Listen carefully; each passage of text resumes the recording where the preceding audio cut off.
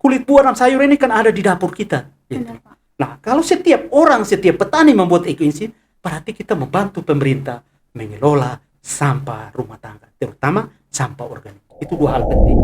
Nah, manfaat pertaniannya apa? Ekoenzim bisa sebagai pupuk dan pestisida.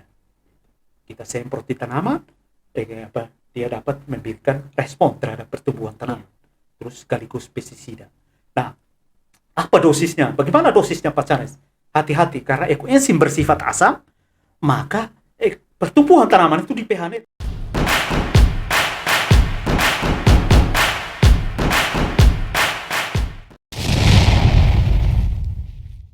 Halo kawan Baper, berjumpa lagi di Baper, Bahomong Pertanian dan Peternakan di Balai Besar Pelatihan Peternakan Kupang.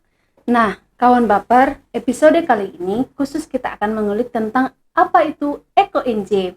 Nah, kita sudah mendatangkan narasumbernya bersama dengan Bapak Charles Malelak. Halo Pak. Ya, selamat.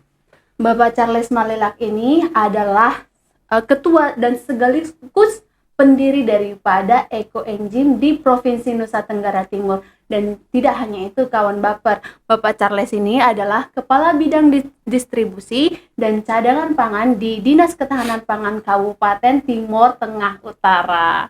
Apa kabar Pak Charles? Baik. Bapak Charles jauh-jauh dari TTU ke Balai Besar Pelatihan Peternakan Kupang nih. Sebelum nyampe ke balai ini Bapak udah perjalanan kemana aja nih kemarin? Ya, memang kami kemarin dari Kupang, terus kami langsung ke Angkatan Laut, karena ada kemungkinan kerjasama dengan Angkatan Laut untuk pengembangan ekoenzim di petani nelayan di daerah pesisir. Terus kami ke kantor Sinode Gemit Kupang untuk pelatihan ekoenzim dengan para pendeta. Dan sebentar lagi dari sini langsung kami ke Gereja Emmaus Liliba untuk pelatihan, dan kami ke Soe pelatihan lagi, terus balik ke Val gitu. Wow, padat merayat jadwalnya Pak untuk membuat ekoenzim ini ya. Dan sangat terhormat bagi kami Bapak bisa menyempatkan waktunya untuk datang bersama kami untuk bertemu dengan kawan Baper untuk berbagi ilmu tentang ekoenzim ini. Siap. Nah, langsung aja ya Pak. Banyak mungkin orang yang nggak tahu tentang apa itu ekoenzim ya Pak. Kami kawan Baper itu pengen tahu bagaimana sih ketertarikan Bapak dulunya sehingga Bapak mau membuat ekoenzim. Nah, dan menjelaskan apa itu ekoenzim kepada kawan Baper. Siap. Jadi awal mulanya di tahun 2020 kami berencana ke Thailand untuk belajar pertanian organik. Di Thailand sekaligus wisata. Tetapi karena COVID kita tidak bisa pergi, karena walaupun kami sudah buat paspor tapi tidak bisa pergi. Akhirnya kami diminta oleh teman-teman bilang, sudah tidak usah pergi, nanti belajar aja. Ini ada satu komoditi yang sangat bagus. Ternyata yang kita pelajari adalah ekoenzim. Nah, ekoenzim itu apa sih sebenarnya? Eko itu lingkungan, enzim itu adalah larutan untuk mempercepat proses metabolisme. Jadi ekoenzim ini ditemukan oleh Dr. Sukun dari Thailand. Dia melakukan penelitian selama 30 tahun. Dia adalah pendiri Asosiasi Pertanian Organik di Thailand. Dia sudah daftarkan di PBB, tapi dia tidak patenkan. Kenapa? Sehingga semua orang bisa buat. Jadi sebenarnya sih sederhana sih. Nah, dari Dr. Sukun ini ada muridnya, namanya Dr. Jeon dari Malaysia. Dia yang meneruskan ke kami untuk belajar lewat Zoom. Kebetulan saya orang NTT pertama yang belajar ekoenzim. Itu dari Dr. Jeon. Dan teman-teman di Bali, Pak Joko, Pak Ellen Mingtao, Pak Jarod, kita belajar tentang ekoenzim. Akhirnya saya mendirikan komunitas ekoenzim NTT. Itu ada di 22 kabupaten kota yang ada. Sudah ada 22 kabupaten tersebar ya Pak ya. Betul.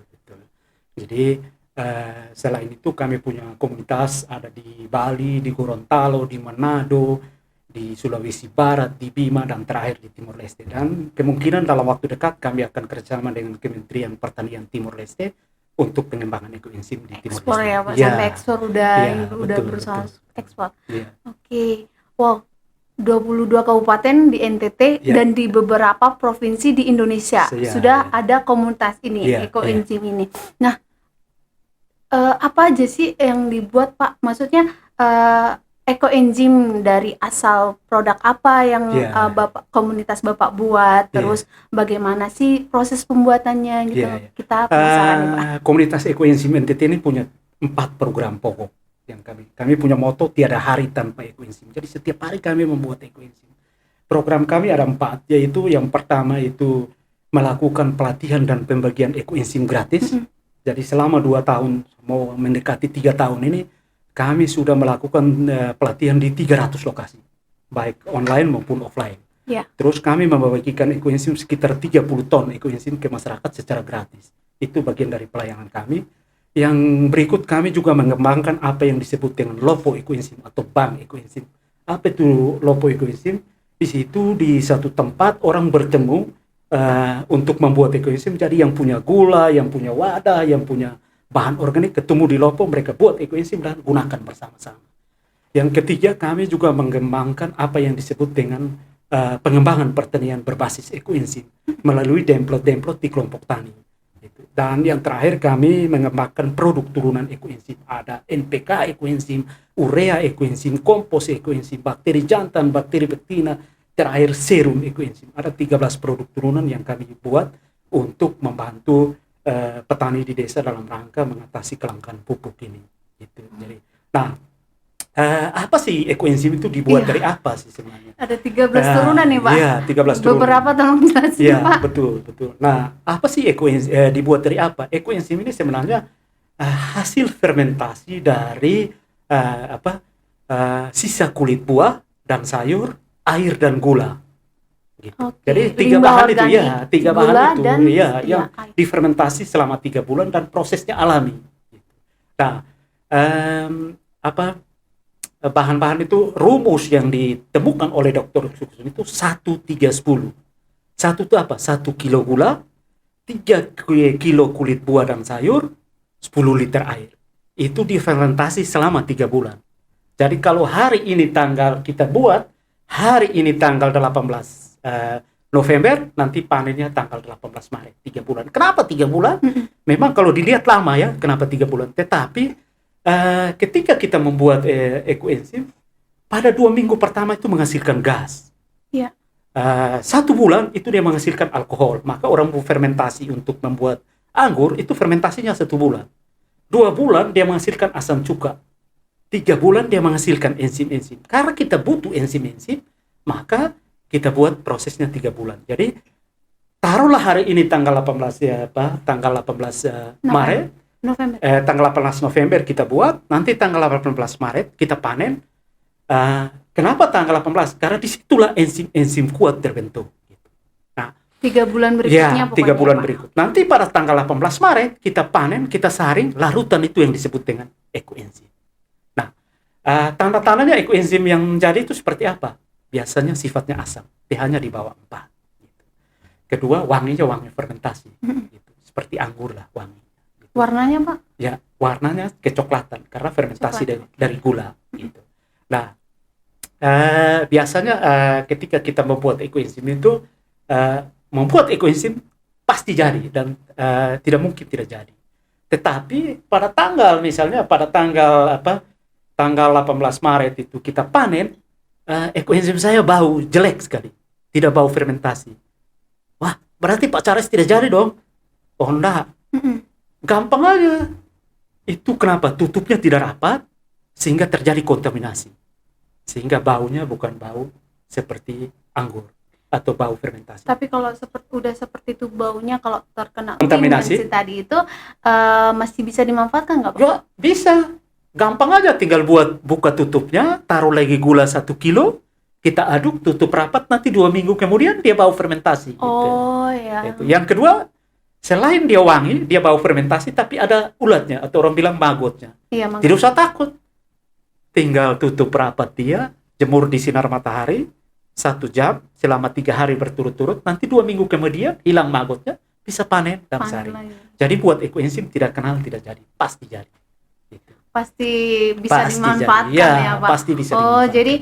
Jadi tadi bandingannya 1-3-10. Iya, 1 kilo gula, 3 kilo kulit buah dan sayur, 10 liter air. Nah, terus yang 3 kilo apa itu Pak? Kulit buah dan sayur bebas Pak? Atau Ya, ada ada misalnya syaratnya, ah, ada ah, syaratnya. kita penasaran apa ada Kulit yang buah nggak dan bisa? sayur. Kenapa kulit buah dan sayur? Iya. Karena enzim itu ada di kulit. Iya. Enzim-enzim itu boleh isi dong, tapi lebih bagus kulit.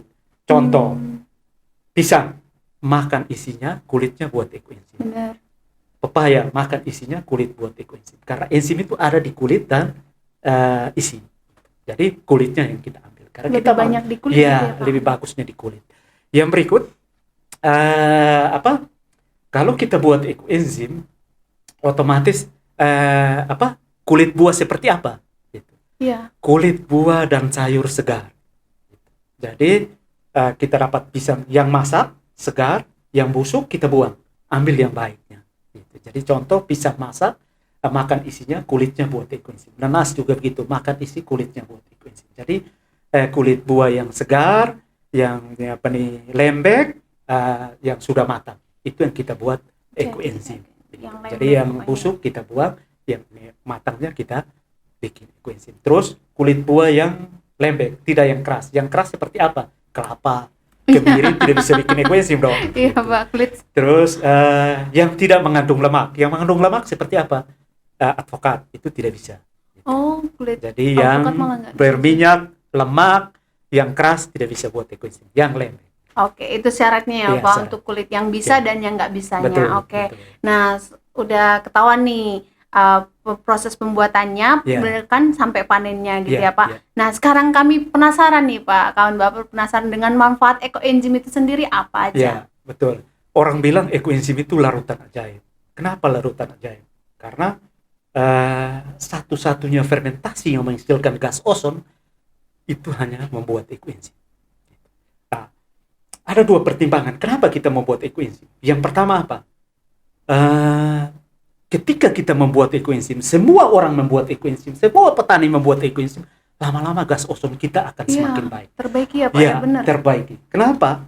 Ketika kita fermentasi, oksigen yang keluar dari ekoenzim itu bereaksi dengan oksigen di udara menjadi O3. Nah, kalau kita buat ekoenzim, maka lama-lama ozon kita akan semakin baik. Dengan demikian, kalau kita membuat ekoenzim, kita membantu menjaga bumi kita. Iya, benar. Yang kedua apa? Sampah kita, sampah organik. Kulit buah dan sayur ini kan ada di dapur kita. Gitu. Benar, Pak. Nah, kalau setiap petani membuat ekoenzim, berarti kita membantu pemerintah mengelola sampah rumah tangga, terutama sampah organik. Itu dua hal penting. Nah, kenapa ajaib si larutan ini, Pak Charles? Gitu. Yang pertama tadi menghasilkan ozon. Kedua, tidak kenal kadaluarsa ekoenzim ini. Kenapa? Karena ada mikroorganisme baik di dalam. Jadi dia hidup larutannya. Gitu. Yang ketiga, kalau kita punya air 1000 liter kotor, kita tuang 1 liter ekoenzim, maka besok kita boleh minum. Air itu bersih. Ya. Artinya apa? Ekoenzim bisa membersihkan air. Kalau udara kita kotor, kita semprot ekoenzim, maka udara kita jadi bersih. Itu ajaibnya ekoenzim. Yang berikut, ada 3 manfaat utama ekoenzim itu. Yang pertama manfaat lingkungan, yang kedua manfaat kesehatan, yang ketiga adalah manfaat pertanian. Jadi kalau kita membuat ekoenzim, kita dapat multi manfaatnya. Ya. Manfaat lingkungannya apa, Pak Charles?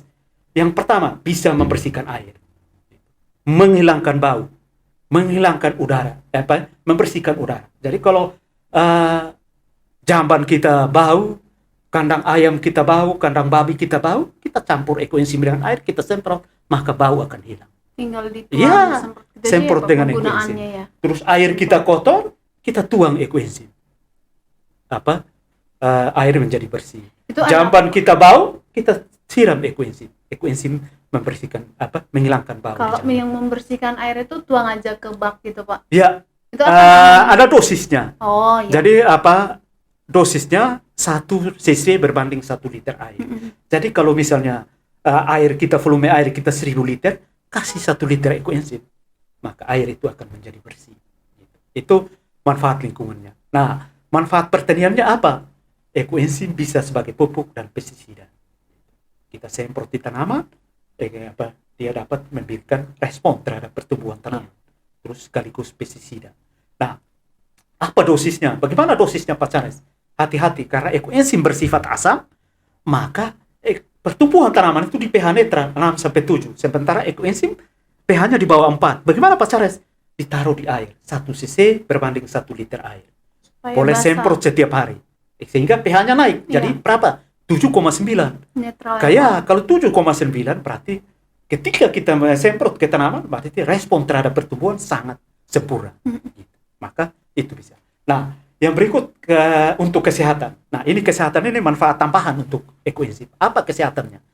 Kalau kita, mohon maaf, kalau kita bau mulut, sariawan, batuk, bisul, kita kumur, sakit gigi, kumur pakai ekoenzim.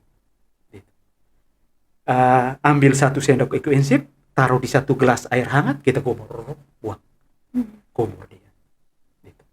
Gigi kita tidak sakit lagi, terus mulut kita tidak bau lagi, terus gigi kita menjadi bersih, sariawan bisa hilang, batuk juga bisa hilang. Gitu. Itu apa? Oh, bisa diminum juga? Tidak bisa. Nah, Batuk ini yang kan saya kasih tahu. Kenapa ekoenzim tidak boleh diminum? Ya, ekoenzim kenapa tidak boleh diminum? Karena ini fermentasi dari gula, maka akan menghasilkan alkohol, terutama metanol dan etanol. Oh, Kalau dikonsumsi dalam jangka panjang, bisa berpengaruh terhadap saraf mata, bisa buta. Jadi ekoenzim tidak boleh diminum, hanya obat luar saja. Nah, kalau diminum, kita buat yang namanya klasik enzim. Oh, Itu ada dibuat lagi ya, dari Pak? madu. Fermentasinya menggunakan madu dan tidak menghasilkan alkohol. Itu kita boleh minum. Tapi kalau ekoenzim tidak boleh. Nah, yang berikut, kalau kita luka, manfaat kesehatannya, kita luka, kudis, kura, pano, jerawat, Bisul. kutu air, bisul, kita oles saja atau semprot pakai ekoenzim. Akan sembuh, ekoenzim murni akan sembuh. Gitu. Yang berikut juga, kalau kita kaki sakit, badan sakit, kita bisa detox pakai ekoenzim. Caranya bagaimana Pak Charles detox pakai ekoenzim? Ambil 30 cc, aku 3 tutup botol aqua itu 1 tutup itu 5 cc. 3 tutup botol aqua, 6 tutup botol aqua, taruh di air hangat 5 liter. Kenapa air hangat? Supaya bisa masuk ke pori-pori, rendam kaki 15 sampai 30 menit. Nanti akan terasa tarik di kaki itu. Racun tubuh kita keluar, darah lancar, tidur nyenyak. Lama-lama peredaran lancar, darah tinggi kita bisa turun, kolesterol kita bisa turun. Banyak Gitu. banget Ya. manfaatnya. Bisa juga pakai mandi, bisa juga pakai cuci piring, cuci pakaian pakai ekoenzim, pel lantai pakai ekoenzim, bisa. Terus bisa untuk pengobatan tumor, kanker sampai tumor ya, payudara. Ya, sangat multi manfaat. Beberapa petani kita yang sakit kita kasih ekoenzim, ternyata luar biasa testimoni. Ada yang stroke kita kasih mandi ekoenzim, kumur dan lain. Termasuk juga kita menganjurkan untuk disinfektan pakai ekoenzim. Baru-baru kerjasama kami dengan Palang Merah Indonesia, Pak Jenderal Sumarsono, kebetulan saya sebagai pematerinya, diminta untuk latih teman-teman dari PMI ini Palang Merah Indonesia untuk menggunakan ekoenzim sebagai disinfektan. Akhirnya Pak Yusuf Kala merekomendasi untuk dilakukan penelitian di lab IPB oleh Dr. Jarot. Ternyata dalam konsentrasi 1 cc berbanding 1 liter air, dalam beberapa detik bisa mengatasi virus dan bakteri, terutama misalnya coli yang menyebabkan kolera, tuntas. Ada 6 bakteri yang tuntas. Akhirnya direkomendasi oleh PMI untuk menggunakan ekoenzim sebagai disinfektan. Jadi luar biasa manfaatnya. Dari skala rumah tangga sampai kesehatan itu Setuju, manfaatnya banyak banget ya Pak. Setuju. Bukan bukan kesehatan tapi bumi juga Iya, udah bumi, termasuk bumi ya. gitu. Kalau bumi sehat manusia otomatis Setuju. sehat-sehat juga ya Pak. Ya. Nah, udah banyak nih motivasi atau pemikiran yang terbuka daripada manfaat dari ekoenzim. Siap. Kita nggak banyak waktu, tapi kita pengen dong Bapak memberikan motivasi juga untuk kawan-kawan Baper dimanapun di Siap, Nusantara ini, supaya mereka mau melakukan. Kan kadang-kadang cuma seiris buah ada di rumah, Ya. ngapain bikin ekoenzim Ya. gitu loh. Bagaimana memotivasi mereka supaya bergiat juga di dalam ekoenzim? Ya, kami banyak melatih petani, terus banyak melatih para pendeta, para pastor, suster untuk lebih mengembangkan ekoenzim. Jadi gitu. Ada satu hal yang mereka motivasi kepada kami dan semua petani dan pemerintah di mana saja berada. Dia mengatakan kepada saya, Pak Charles, begini, membuat ekoenzim itu adalah berbuat baik. Berbuat baik kepada siapa? Kepada sesama dan bumi kita. Gitu. Jadi membuat ekoenzim itu adalah berbuat baik. Nah, kalau kalau ada orang lain mencemoohkan perbuatan baik yang kamu lakukan dengan membuat ekoenzim, tetaplah terus berbuat baik. Gitu. Karena apa? Perbuatan baik yang kita lakukan itu bukan hubungan kita dengan manusia, tapi hubungan kita dengan Tuhan. Gitu. Ini satu motivasi untuk kita tetap terus. Oleh karena itu, kami di komunitas ekoenzim, motonya tiada hari tanpa ekoenzim. Setiap hari kami buat ekoenzim. Terus terang, mohon maaf, di Lopo kami, dalam seminggu itu 1 ton ekoenzim yang kami bagikan gratis ke masyarakat. Itu mungkin motivasi kami. Wow. Gitu. Jadi kawan baper, salah satu usaha untuk berbuat baik adalah membuat ekoenzim. Nah kawan baper, kami mengucapkan terima kasih Bapak Charles Malelak sudah menyempatkan waktu bersama timnya. Banyak sebenarnya schedule-nya, tapi menyediakan waktu itu sangat membuat kawan baper merasa terhormat udah Bapak kunjungi. Kemudian kalau kawan baper nih masih penasaran untuk mengetahui bagaimana sih membuat ekoenzim, tadi kan masih banyak pertanyaan-pertanyaannya. Kenapa nggak ada kulit yang nggak bisa, ada yang bisa gitu ya kawan baper. Jadi jangan sungkan kawan baper untuk menghubungi Balai Besar Pelatihan Peternakan Kupang. Nanti kita sambungkan ke Pak Charles Malelak, oke? Dan kawan baper tetap support podcast Balai Besar Pelatihan Peternakan Kupang dengan like, comment, and subscribe di YouTube BPP Kupang Media. Salam ekoenzim. Salam ekoenzim. Gimana Pak? Salam ekoenzim. Dah.